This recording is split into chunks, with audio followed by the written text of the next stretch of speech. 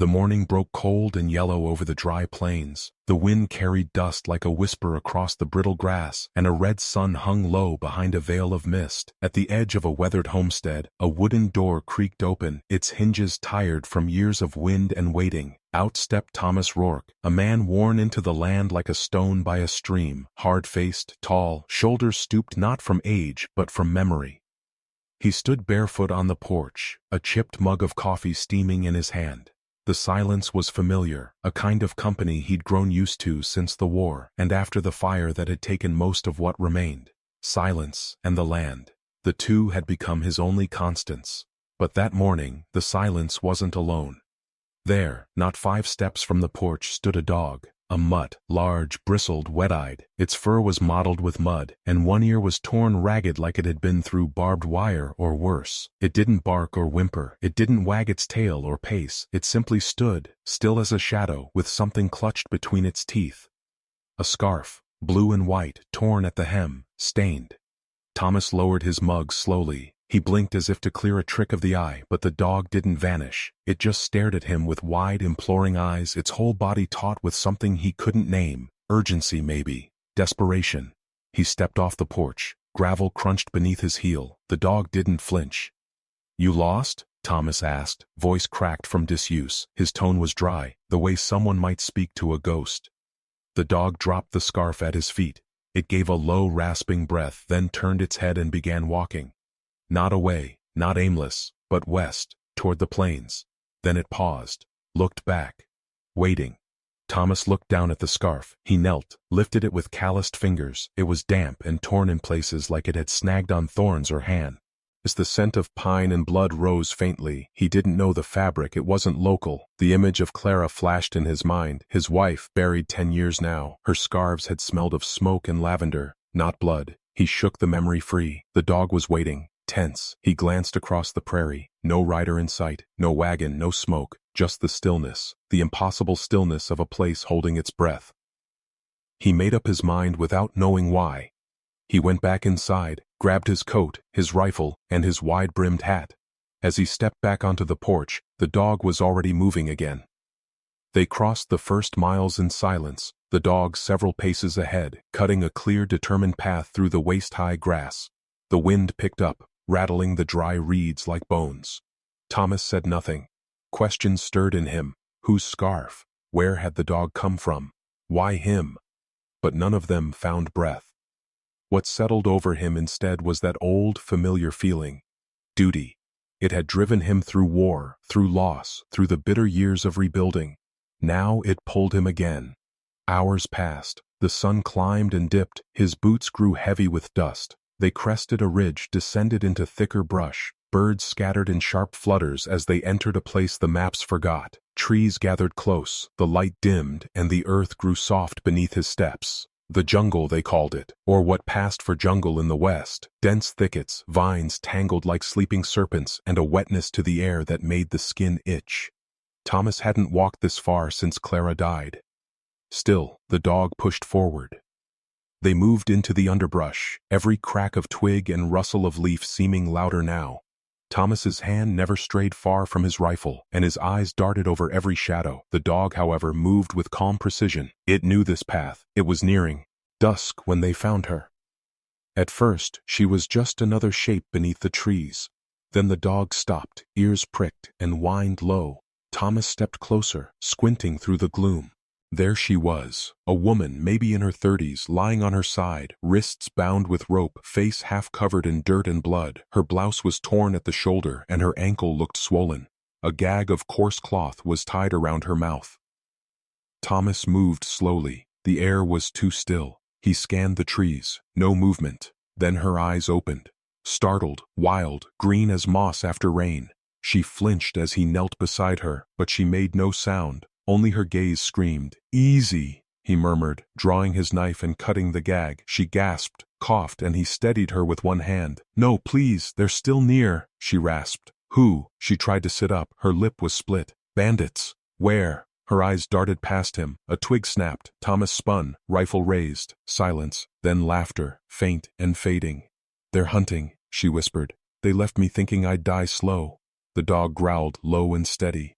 "We need to move," Thomas said. He pulled her gently to her feet, slinging one of her arms over his shoulder. She winced, but clung to him. The dog led again, nose low to the earth. Twilight fell, bleeding red across the horizon. They moved through bramble and briar, Thomas half carrying her, rifle slung but ready. Behind them, the jungle came alive with sounds, branches creaking, distant crows, the faint echo of voices too close for comfort. He kept moving. The woman didn't ask where they were going. Perhaps she knew it didn't matter. Perhaps she was already halfway between worlds. They reached a clearing where the wind shifted, and thunder grumbled above like a warning. Rain began as a whisper, then a scream. It came fast, hot, and brutal. The sky split open and poured down water in sheets. The trail turned to sludge beneath them, roots slick and treacherous. Thomas stumbled once, nearly dropping her. She cried out, and he bit back a curse, hoisting her higher. Lightning lit the trees in jagged white flashes. The dog barked sharply, guiding them toward an outcrop of stone partially hidden by vines. They ducked beneath it just as the full weight of the storm came crashing down. Inside the shelter, he set her down gently, removed his coat and wrapped it around her. She trembled, soaked to the bone, but her eyes stayed alert. "Name?" he asked over the roar of rain. "Eliza," she said, her voice hoarse. He nodded. "Thomas." The dog lay at the cave mouth, watching, guarding. Thomas struck a match and lit a small fire in the lee of the rocks. The light flickered, casting long shadows. Eliza leaned forward, hands to the flame, blood caked beneath her fingernails. "How long were you out there?" "A day, maybe 2. They grabbed me near the pass." "You from around here?" "No, I was headed south. My brother owns a ranch near San Cielo. I took the wrong trail." He eyed her. She didn't meet his gaze. "Why you?" he asked. "They didn't say. Took my horse, my satchel. Left me when I fought back." She looked at him now. "I thought I'd die out there." He didn't answer. The fire crackled between them. Then she asked, "Why did you come?" He looked at the dog. "Didn't have a reason until this one showed up," he said. "You followed a dog?" He shrugged. "Seemed to know where it was going?" Eliza reached over and rested her hand briefly on the animal's head. The dog's eyes softened. The storm howled. Water ran in rivulets across the stone. Thomas poked at the fire, thoughts swirling like smoke. He should turn back at first light, get her to town, tell the sheriff, let them deal with it. But part of him knew it wouldn't be so simple. This woman had been marked. Whoever left her wasn't finished. He saw it in her eyes. She hadn't escaped. She'd been released. For a reason. He kept the rifle close. Later, after Eliza had fallen into an exhausted sleep and the fire had shrunk to coals, Thomas sat awake watching the rain slacken. The dog still lay at the mouth of the cave unmoving. Then it stood, ears up, a low growl in its throat. Thomas rose, rifle ready, but there was no shape, no shadow, just the hush of wet leaves. Still, unease settled in his gut like a stone. Something wasn't right. The scarf lay by the fire. He picked it up again, stared at it, then back at the jungle. It had begun. Whatever this was, whatever had pulled that dog to his door, whatever had driven him across the plains and into the belly of this land, it had started now, and it wasn't finished. Not yet. The storm had not broken, it had settled, and in settling, it drenched the land with a fury that showed no signs of passing. Thunder grumbled like a warning long past heeded, and the wind curled through the trees in angry spirals, howling against the branches as if trying to peel the forest apart. Rain battered the ground, flattening leaves, soaking roots, filling every crevice of the trail with water thick as tar. It was not a night for men to walk in. But they did. Thomas held Eliza close, her weight growing heavier with each mile, her breath more ragged. She hadn't spoken since they'd left the shelter. Her lips were pale, her dress clinging to her skin like a second, torn layer of flesh. The dog trotted ahead, head low, tail stiff, its senses tuned to the trees, every few moments pausing to listen, to smell, then leading them further through the deluge. They were no longer running from a place, they were running through something, a gauntlet of noise and dark, and Thomas, though his boots sank deep into the mud and his shoulders screamed with fatigue, pressed forward with the stubbornness of a man who had nothing left to lose and suddenly found something to protect. He didn't know Eliza's full story, he didn't ask, not yet. But it hung in the air between them, thick as the storm, a story that clung to her posture, her silence, the way she winced even in sleep. He felt its weight almost as much as hers on his arm. Branches whipped his face. He didn't blink. A root snagged his foot and he stumbled, nearly losing her. "Set me down," she rasped. "Just rest." He stopped beneath a broad cypress, its trunk twisted and wide. Carefully, he eased her down onto a patch of moss. She leaned back against the bark, chest heaving, eyes closed. Thomas scanned the jungle. The rain blurred everything, reduced distance to shadows and sound, but he could feel it. They weren't all at one. Whether it was the bandits or something else, something older, darker, born of the land itself, he couldn't say. But the dog sensed it too, ears twitching, body still, not out of peace, but anticipation. He crouched beside Eliza, checked her pulse with 2 fingers pressed gently to her neck. Still strong, though her skin was far too cold. "We need to keep moving soon," he said. "Can't," she whispered. "You can." He reached into his coat, pulled free a small tin of jerky, unwrapped it, and pressed a strip into her hand. "Eat. Just a little." She bit down with trembling jaw, chewed, swallowed. Her strength wouldn't hold much longer. "Why are you helping me?" she asked, barely audible over the rain. "Does it matter?" She stared at him, her gaze searching, perhaps for cruelty, perhaps for kindness. But she found only quiet resolve. "Yes," she said. "It does." Thomas hesitated, the words slow and unfamiliar in his mouth. "Because I didn't, once. When I should have. I don't want to make that mistake again." She looked away. "Someone close?" "My wife," he said. "Long ago. I watched her die. Couldn't save her. Didn't even try hard enough. After the war, after the smoke and killing and orders, I didn't think I had anything left in me worth saving." Eliza closed her eyes. "You do now." A crack like cannon fire tore through the air. Lightning struck a tree not 50 yards away. Flames leapt briefly before the rain smothered them. The dog barked sharply, circling Thomas. He was on his feet in a heartbeat, helping Eliza up. Her legs gave, but he caught her, one arm around her back, and they moved again, into the deep. The terrain sloped downward, water pooled at their feet, vines grabbed at their ankles, but still they moved, the dog guiding them down a path no sane man would follow in daylight, let alone in this storm. The forest changed, the trees grew closer. Together, their trunks black and knotted, their branches tangled overhead like arms fighting in the dark. The air smelled of rot and iron. Thomas's boots sank deeper, and with each step it felt more like wading through memory than earth. Something old and sorrowful in the land, something buried but restless. Then the dog stopped. It stood at the mouth of a narrow crevice, almost invisible behind a curtain of vines. Beyond it, only darkness. Thomas hesitated. The dog looked back, eyes gleaming, and vanished inside. He helped Eliza through, bending low to avoid the stone overhead. Inside, the air was drier, the ground more solid. The tunnel opened slowly into a cavern hollowed by time, roots dangling like chandeliers. A small fire flickered to life near the back, freshly lit, and beside it, a man. He sat cross-legged, back straight, a bow resting across his knees. His face was marked by time and weather. Skin dark, cheekbones high, eyes that didn't blink even as Thomas raised the rifle instinctively. "Easy," the stranger said, voice low and calm. Thomas didn't lower the weapon. "You following us?" "No, you followed the dog." Eliza clung to Thomas's side, trembling. The man gestured toward a blanket near the fire. "She needs warmth," he said. "Sit."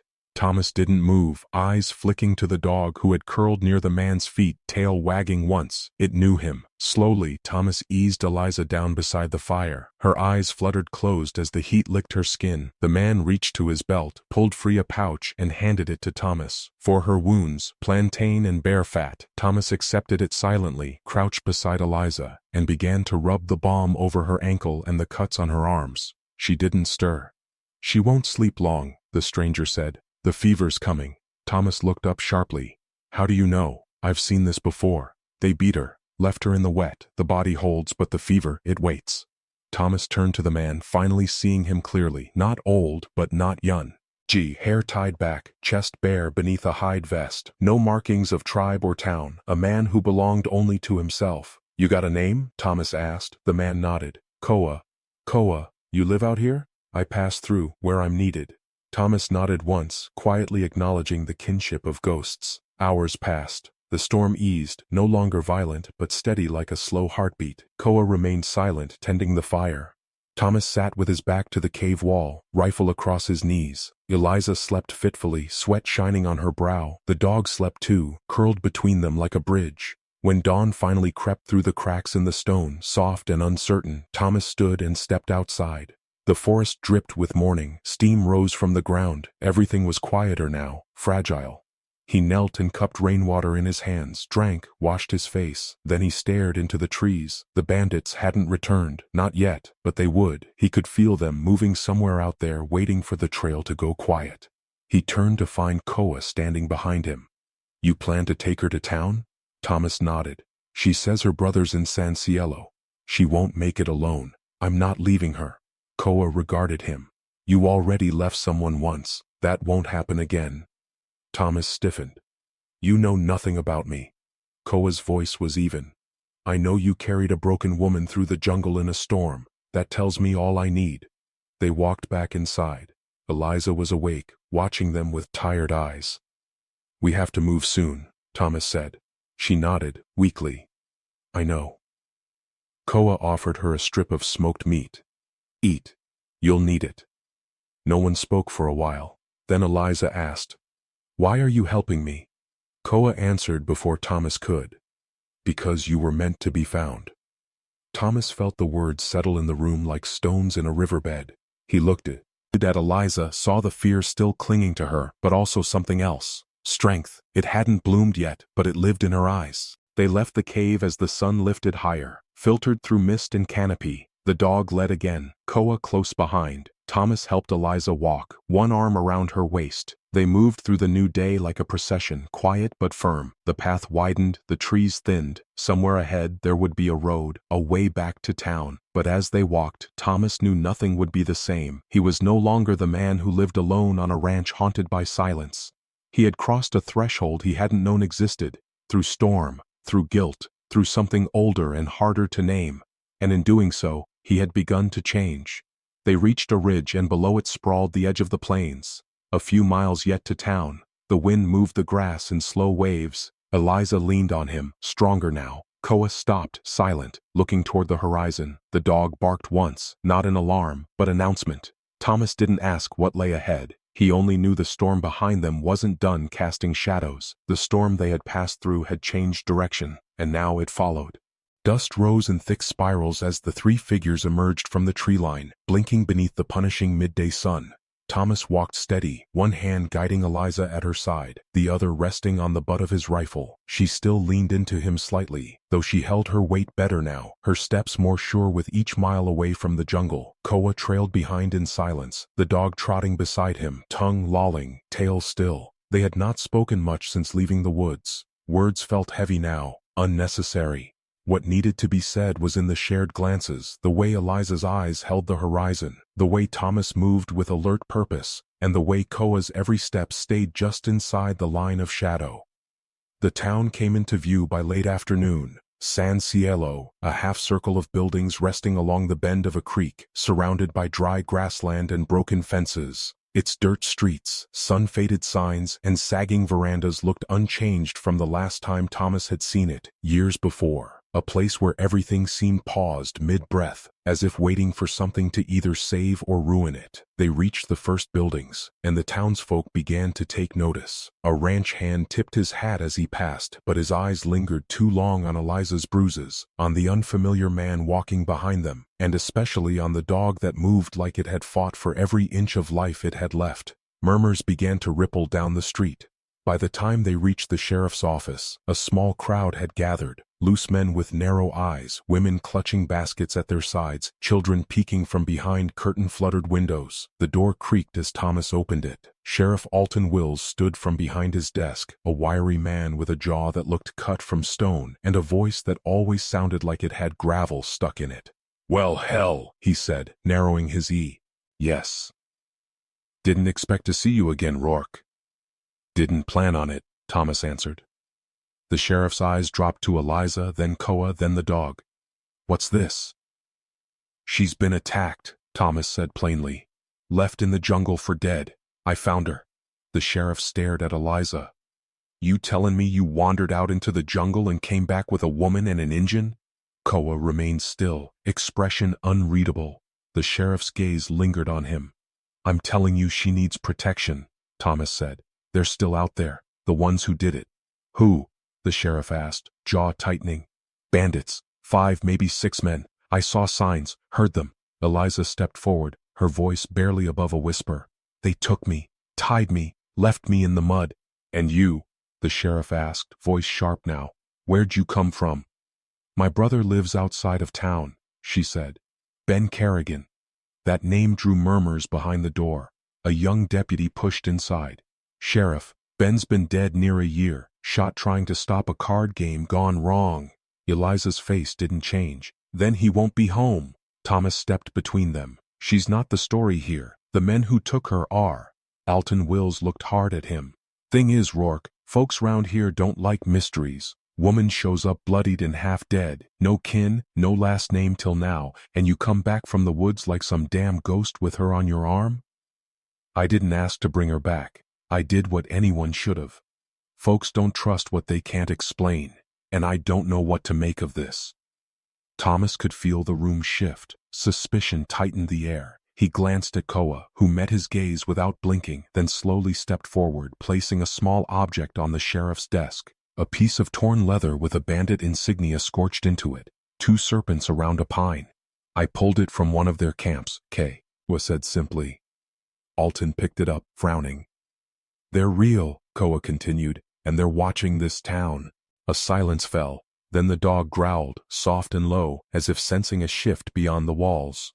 That night, Thomas helped Eliza into a cot at the back of the general store. The shopkeeper's wife, kind but nervous, offered soup and a blanket. Koa remained outside, unseen in the shadows. The townsfolk hadn't agreed to protect Eliza, but neither had they run her out. For now, that would have to be enough. Thomas stood at the window as the sun dipped, lighting the town in burning hues. Eliza sat behind him, curled beneath the blanket, clutching the blue and white scarf that had started it all. Her face looked softer now, less carved from fear. She caught his reflection in the glass. You don't have to stay, she said quietly. I do. She looked down. They think I'm lying. Doesn't matter. It does. You'll see. He turned then, walked to her, knelt. I don't care what they think. I saw what they did to you. I saw what you survived. Eliza's hand trembled on her lap. I didn't scream, not once. Thought if I stayed quiet I'd live. You did. But I don't know why. He didn't answer. Some questions had no clean reply. The wind picked up outside. The dog lifted its head from the porch and let out a bark, sharp and sudden. Koa was already moving before Thomas reached the door. A lantern swung wildly near the saloon. A horse neighed in panic. Then the first shot cracked through the night. The sound was thunder, close and violent. The dog bolted into the street. Thomas shoved Eliza down behind the counter and raised his rifle. Koa appeared beside him, bow drawn, eyes scanning the rooftops. They came faster than expected, he said. They came to finish it, Thomas replied. Men on horseback galloped in from the edge of town, rifles raised. The crowd scattered, windows shattered, screams filled the air. Thomas moved quickly, firing with precision. 2 shots, 1 rider fell. Koa loosed an arrow that found a throat. The bandits fired back, indiscriminate and loud. One caught the sign above the general store. Another shattered a bottle just behind Thomas's head. He ducked, reloaded, then rose and shot again. The dog launched at a rider's leg, dragging him down with snapping jaws. The man screamed as Koa stepped in, clean and fast with a knife. Eliza watched from behind the counter, hands over her ears. Then she crawled to the back door, grabbed a poker from the stove, and waited. More gunfire. 2 of the townsmen returned fire from the saloon balcony, their bullets wild but brave. Thomas spotted the last rider retreating and took careful aim. His shot rang out, and the man slumped sideways, falling like a sack into the dust. The silence afterward was deafening. Bodies littered the street. The flames from a burning wagon cast eerie shadows across the storefronts.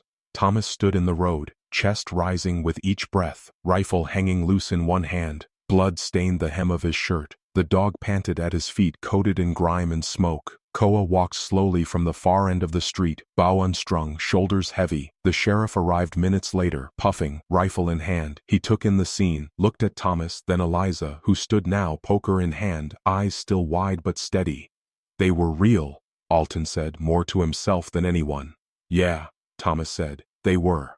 The townsfolk began to emerge. A few helped drag the bodies to the edge of the road. Others tended to the wounded. No one spoke to Eliza directly, but they didn't look away either. By morning, the town felt changed. Not healed, not safe, but awakened. Thomas stood by the horse trough, washing blood from his hands. Eliza approached quietly, arms wrapped around her chest. She looked at the horizon, then at him. I don't think I belong here, she said. I think you belong wherever you choose. She smiled faintly. That's just it. I never got to choose before. Now she looked to Koa, who stood ready, his gaze fixed on the open plains. The dog sat between them. Eliza turned to Thomas. Will you come? He shook his head slowly. This is still my place, and maybe someone has to stay behind. You could start again. I already have. She stepped closer, reached up, and pressed her lips gently to his cheek. Then she stepped back, scarf in hand, wind tugging at the ends. Koa began to walk. She followed, not looking back. The dog hesitated, torn between paths, then turned and padded after them. Thomas watched them until the three figures were no more than silhouettes in the gold of morning, swallowed by the light. Later that day, he sat on his porch, rifle beside him, coffee cooling in his hand. The scarf, blue and white, still hung inside by the door. The town bustled on, changed but silent about it, as frontier towns often are. A new silence had come, not hollow, but full of the weight of what had been earned, by trust, by blood, by stubborn mercy. And as the sun began to set behind the ridge, casting long shadows across the land, Thomas didn't look away. Some storms didn't pass, some you learned to live beneath, and sometimes that was enough.